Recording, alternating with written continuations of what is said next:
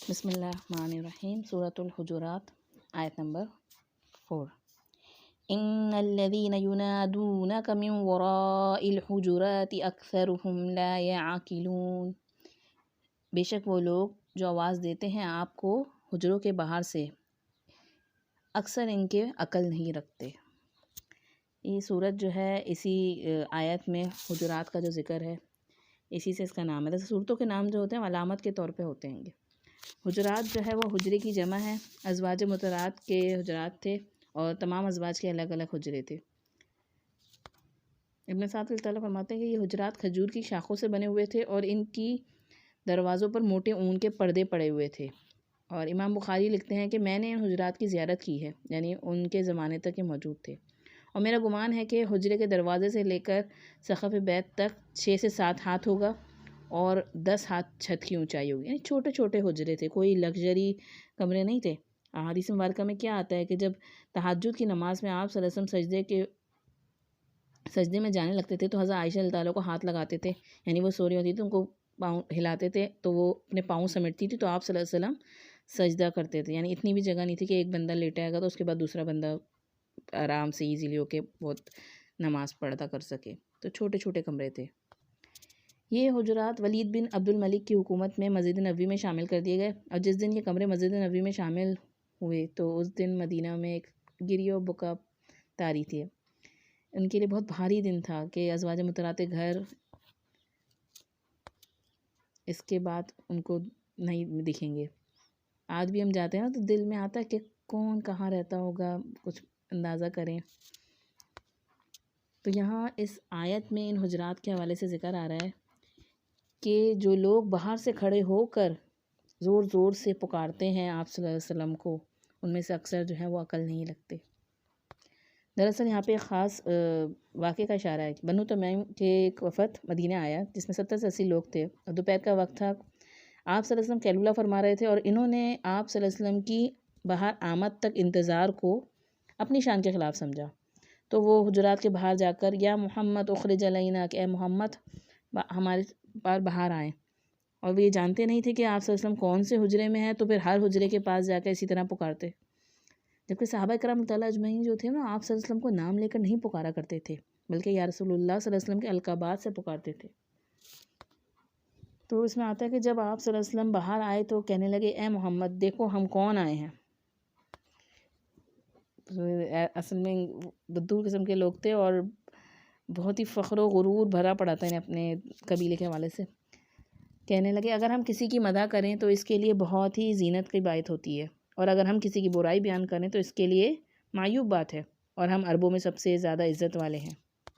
देखें इनकी गुफ्तगू किस किस्म की है। और देखें इसी हवाले से अल्लाह ताला ने इसी सूरत में बता दिया कि कौन सबसे ज़्यादा इज़्ज़त वाला है, जो आखिरी आयतों में आएगा इंशाल्लाह। आप सल्लल्लाहु अलैहि वसल्लम ने इनसे फरमाया कज़्ज़ब तुमने झूठ कहा। अल्लाह की तारीफ़ और हम्द ज़ीनत वाली है सबसे ज़्यादा, और इसके ख़िलाफ़ कोई बात करे तो ये सबसे मायूब चीज़ है दुनिया में। और तुम में सबसे ज़्यादा मुअज़्ज़ज़ यूसुफ़ बिन याकूब बिन इसहाक़ बिन इब्राहीम अलैहिस्सलाम अजमईन हैं कि ये चारों नस्लों तक इनके आबा-ओ-अजदाद में तमाम के अल्लाह के चुने हुए बंदे हैं। तो यूसुफ़ अलैहिस्सलाम को आप सच में फरमाया कि वो सबसे ज़्यादा मुअज़्ज़ज़ हैं। यानी तुम अपने कबीले का फ़ख्र व गुरूर कर रहे हो तो तुम यूसुफ़ अलैहिस्सलाम को देखो कि उनके तो पिछले तमाम 4 नस्ल तक जो आबा-ओ-अजदाद हैं वो सब अम्बिया हैं। फिर वो कहने लगे हम मवाफ़रत के लिए आए हैं। यानी मवाफ़रत जो है ना वो एक तरह से शेर की किस्म होती है जिसमें इंसान अपनी बड़ाइयाँ बयान करता है। तो इनके यहाँ दरअसल कोई मुनाफ़क़त नहीं थी ना, तो जो अंदर फ़ील होता था वो सब शेरों में कह दिया करते थे वो अरब जो लोग थे। तो आप सल्लल्लाहु अलैहि वसल्लम ने फरमाया अच्छा बताओ क्या कहते हो। तो इसके बाद इनका ख़तीब खड़ा हुआ और फिर अपने कबीले की तारीफ़ में इन्होंने ज़मीन और आसमान के कलाबे मिला दिए। तो आप सल्लल्लाहु अलैहि वसल्लम ने अपने सहाबी साबित बिन कैस रज़ियल्लाहु ताला को बुलाया। ये कौन से सहाबी हैं? ये वही सहाबी हैं जो अपने घर में बैठ गए थे कि इनकी कुदरतन आवाज़ ऐसी बुलंद थी और कहने लगे कि मेरे अमाल ज़ाया हो जाएंगे। लेकिन जब ये बोले तो फिर बहुत ज़बरदस्त तरीके से बोले। इसके बाद इस कबीले का शायर खड़ा हुआ, अपनी कौम के कसीदे पढ़ने लगा। तो आप सल्लल्लाहु अलैहि वसल्लम हस्सान बिन साबित रज़ियल्लाहु ताला को कहा कि तुम जवाब दो। तो जो ही हस्सान ने जवाब में कसीदा पढ़ा तो फिर वो खामोश हो गए। सारी उनकी जो मुवाफ़रत थी ना वो बैठ गई। और अल्लाह ताला को इनका ये मंज़र बहुत नापसंद हुआ कि ये लोग जो आप सल्लल्लाहु अलैहि वसल्लम को हुजरे के बाहर से आवाज़ें देते हैं, आपको पुकारते हैं इस तरह, ये नासमझ लोग हैं, इनकी अक्सरियत बेअक्ल लोगों की है। कैसे हैं ये? इनको मामला फ़हमी की समझ नहीं है, इनको तरीक़ा मालूम नहीं है। तो दरअसल बेअदबी जो होती है ना, वो एक तरह से बेअक्ली की भी अलामत है। जिसमें अदब ना हो तो वो अक़ल से खाली होता है।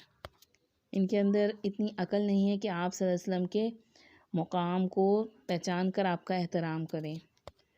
आयत नंबर 5 में जो अगली आयत अल्लाह ताला फरमा रहे हैं, वलौ अन्नहुम सबरू, और अगर ये सब्र करते, हत्ता तखरुज इलैहिम लकाना खैरल लहुम, यहाँ तक कि आप सल्लल्लाहु अलैहि वसल्लम निकलते इनकी तरफ, तो ये अलबत्ता इनके लिए बेहतर होता। वल्लाहु गफूरुर रहीम, और अल्लाह तो बहुत बख्शने वाला और बहुत रहम फरमाने वाला है। यानी अगर ये लोग सब्र करते तो नबी करीम सल्लल्लाहु अलैहि वसल्लम ऐसी बात अपने वक्त पर ख़ुद बाहर निकलते। और इसके आगे जो आ रहा है ना, वल्लाहु गफूरुर रहीम, तो अल्लाह ताला इसमें बहुत एक खौफ उम्मीद नज़र आती है कि अगर कोई लाइल्मी नासमझी में ऐसे गलत काम कर जाता हैगा, बेअदबी कर जाता है अपनी, या फिर अपनी शान जताने के लिए कुछ ऐसा करता है, तो इल्म आने पर उसे छोड़ देना चाहिए। तो अल्लाह ताला बहुत बख्शने वाला, बहुत रहम वाला है। ऐसे लोगों के लिए फिर अल्लाह ताला गफूरुर रहीम है। इसीलिए इब्ने अब्बास अल्लाह ताला ना, जब भी किसी सहाबी से कोई कुरान और हदीस का सवाल पूछने जाते थे ना, तो बाहर बैठ के इंतज़ार किया करते थे, सब्र किया करते थे कि जब तक वो सहाबी ख़ुद नहीं निकलेंगे वो आवाज़ नहीं लगाते थे। क्योंकि जो अक्लमंद इंसान होता है ना, वो जानता होता है कि वो किस से बात कर रहा है और कैसी बात करनी चाहिए, क्या अंदाज़ अख्तियार करना चाहिए, बड़े से, छोटे से, महरम से, ना महरम से, किस जगह खड़ा हुआ है, कौन सी मजलिस में है। अकल वाला शख्स ये सब चीज़ों का तयन कर सकता है। तो उस ज़माने में आप सल्लल्लाहु अलैहि वसल्लम के साथ जो मदीना में रहने वाले सहाबा कराम थे, उन इन चीज़ों का लिहाज रखते थे कि आप सल्लल्लाहु अलैहि वसल्लम हुजरे में चले गए हैं तो आपको डिस्टर्ब नहीं करना है, आपकी मसरूफ़ ज़िंदगी है, कुछ आराम का वक्त है, कुछ ज़ाती इबादत का वक्त है, कुछ अज़वाज मुतरात का वक्त है। लेकिन जो लोग बाहर से आते थे ना, वो ये सब नहीं जानते थे, तो उनको कहा गया कि वो अकल ही नहीं रखते।